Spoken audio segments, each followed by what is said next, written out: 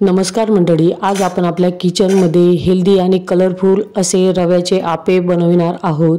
सकाळी छोट्या मोठ्या भुकेसाठी, दुपारी किंवा रात्री आपल्याला चटपटीत खावंसं वाटलं की पटकन करता येणारे असे हे रव्याचे आपे आणि शेंगदाण्याची चटणी पटकन होते। लहान मुलांनाच काय मोठ्यांना आवडतील असे हे मऊ लुसलुशीत आणि जाळीदार असे रव्याचे आपे होतात।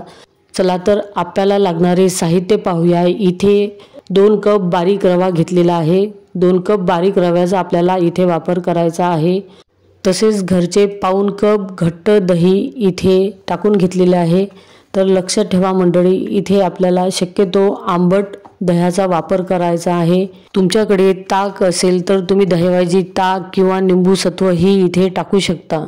तर अजून आपल्याला 1 कप पाणी टाकून घ्यायचे आहे। तर थोडे थोडे करून आपल्याला या रव्यामध्ये हे पाणी टाकून घ्यायचे आहे आणि व्हिस्करच्या सहाय्याने छान रवा आणि पाणी एकत्र करून घ्यायचे आहे। तर हे बॅटर आपल्याला अजूनही घट्ट वाटते तर परत आपण 1 कप पाणी अजून जवळ घेऊन घ्यायचे आहे आणि थोडे थोडे करत आपल्याला या रव्याच्या बॅटरमध्ये हे पाणी टाकून घ्यायचे आहे।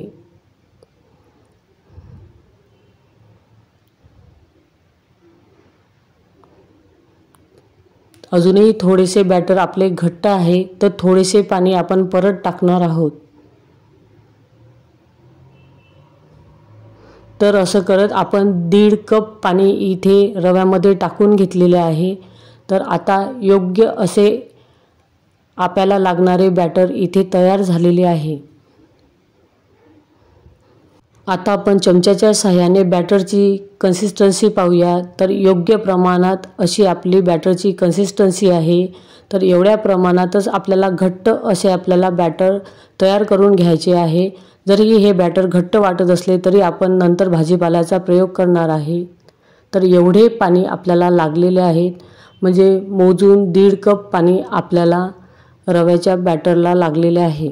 आता हे तयार बॅटर आपल्याला झाकण ठेवून बाजूला ठेवायचे आहे। आता आप्यामध्ये टाकायला लागणाऱ्या भाज्या पाहूया।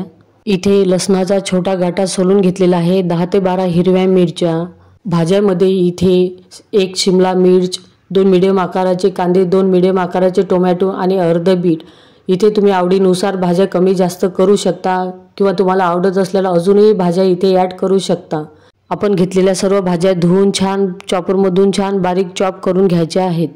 आता आपण शेंगदाण्याच्या चटणीसाठी अर्धी वाटी शेंगदाणे चांगले मंद आचेवर खरपूस असे भाजून घ्यायचे आहेत। तर इथे आपले शेंगदाणे चांगले भाजून झालेले आहेत। याला थंड करण्यासाठी वेगळे ठेवूयात। इथे आपल्या सर्व भाज्या चॉपरमधून छान चॉप करून झालेल्या आहेत। फक्त आपण बीट जाड खिसणीने खिसून घेतलेले आहे। लसूण आणि मिरचीची पेस्ट तयार आहे आणि कोथिंबीर आहे। आता आपण बॅटरचे झाकण उघडून पाहूया। तर योग्य कन्सिस्टन्सी असलेले आपले इथे बॅटर तयार आहेत। अजिबात इथे पाण्याचा वापर आपल्याला करायचा नाही। आता यामध्ये आपण भाजीपाला टाकून घ्यायचा आहे। तर 2 चमचे लसूण आणि मिरचीची पेस्ट आपण टाकून घेणार आहे। हिरव्या मिरच्या तुमच्या चवीनुसार कमी जास्त करू शकता। आवडीनुसार इथे कोथिंबीर घालून घ्यायची आहे। आता बारीक चॉप केलेला कांदा इथे टाकून घ्यायचा आहे। तसेच बारीक चॉप केलेली शिमला मिर्च, बारीक चॉप केलेला टोमॅटो आणि जाडसर खिसलेले अर्धे बीट आपल्याला इथे टाकून घ्यायचे आहे। चवीनुसार 1 मोठा चमचा मी मीठ इथे घालून घेतलेले आहे। तर मीठ तुमच्या चवीनुसार कमी जास्त करू शकता। आता याला चांगले एकत्र करून घ्यायचे आहे। ज्या भाज्या आपण चॉप करून घेतलेल्या आहेत त्याचे आपल्याला पाणी अजिबात काढायचे नाही। चॉप केलेल्या भाज्या जशाच्या तशा आपल्याला या रव्याच्या बॅटरमध्ये टाकून घ्यायचे आहेत, म्हणजे योग्य कन्सिस्टन्सीचे आप्याचे आपले बॅटर इथे तयार होते आणि चवीलाही खूप छान लागते।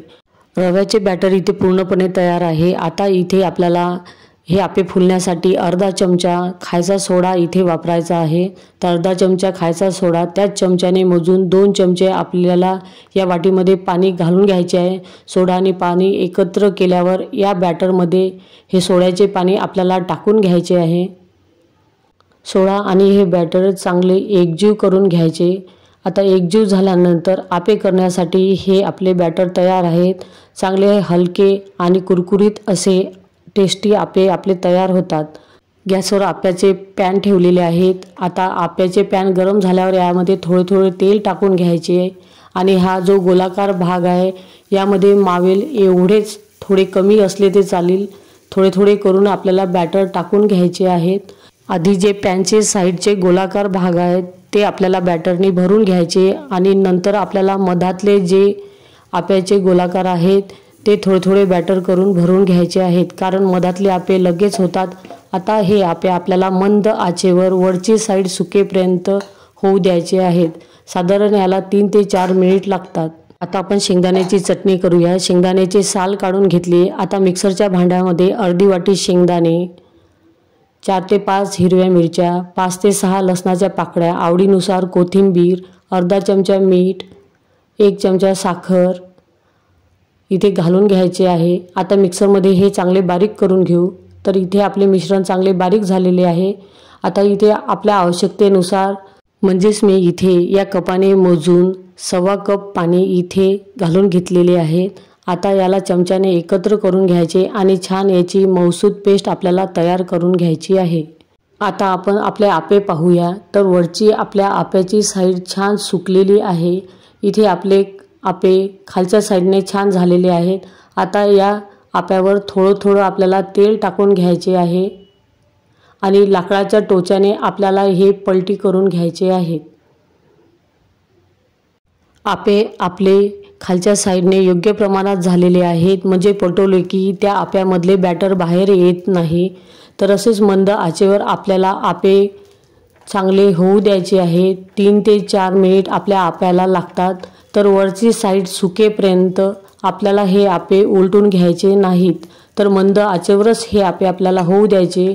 आता दुसऱ्या साईडनेही मंद आचेवर 2 ते 3 मिनिट हे आपे आपल्याला होऊ द्यायचे आहेत। इथे आपली शेंगदाण्याच्या चटणीची मऊसूत पेस्ट तयार झालेली आहे। आता हिला आपण एका भांड्यामध्ये काढून घेऊ।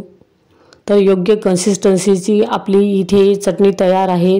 तुमच्या आवश्यकतेनुसार तुम्ही हिला घट्ट किंवा पातळ करू शकता आणि चटणीवर तडकाही देऊ शकता।